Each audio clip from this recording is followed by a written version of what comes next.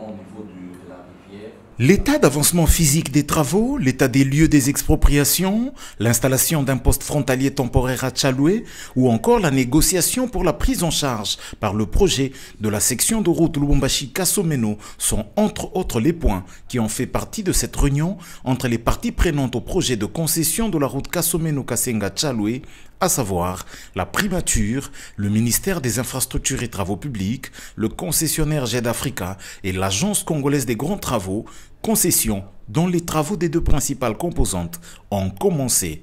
Comment rattraper le retard enregistré jusque-là dans le déroulement des travaux? C'est avec cette phrase que Jean-Claude Midombouete, directeur général adjoint de l'Agence congolaise des grands travaux, en ouverture de ces travaux, a sollicité l'implication de tous pour des conclusions fructueuses. Parlant de l'état d'avancement des travaux sur terrain, le directeur général de GED Africa, M. Klaus Fent, a expliqué que la timidité constatée au début des travaux d'ouverture de la route entre Kasenga et Kasomeno a fait place à une activité beaucoup plus intense et cela va en s'accroissant.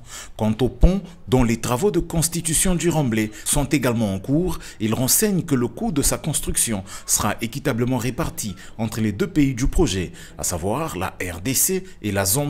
Au sujet des expropriations, un effort est fait de manière à payer le plus rapidement possible tous les occupants des emprises de la route afin de garantir la poursuite des travaux. À date, 225 comptes en banque ont été ouverts pour les bénéficiaires après la tenue de quelques ateliers d'éducation financière à leur intention et 212 000 $ américains ont déjà été payés à certains d'entre eux. De plus, quelques 45 riverains ont été engagés comme agents à temps plein dans le projet. Au sujet du poste frontière, les parties prenantes ont convenu qu'avec le principe d'un poste frontière à arrêt unique, la philosophie serait d'avoir zéro parking, car les véhicules ne devraient pas en principe s'arrêter. Cependant, une centaine de parkings pourraient être bien utiles pour gérer des cas particuliers. Sous peu, il sera installé un poste frontalier temporaire au niveau de Tchaloué, ceci pour gérer le flux migratoire qui s'annonce ainsi que la traversée des engins et autres matériaux du projet.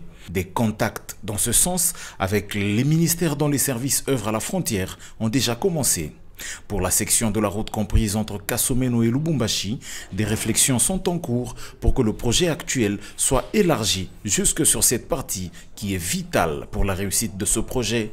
C'est sous une note de satisfaction et des vœux de réussite à ce projet que le DGA ACGT a clôturé cette évaluation.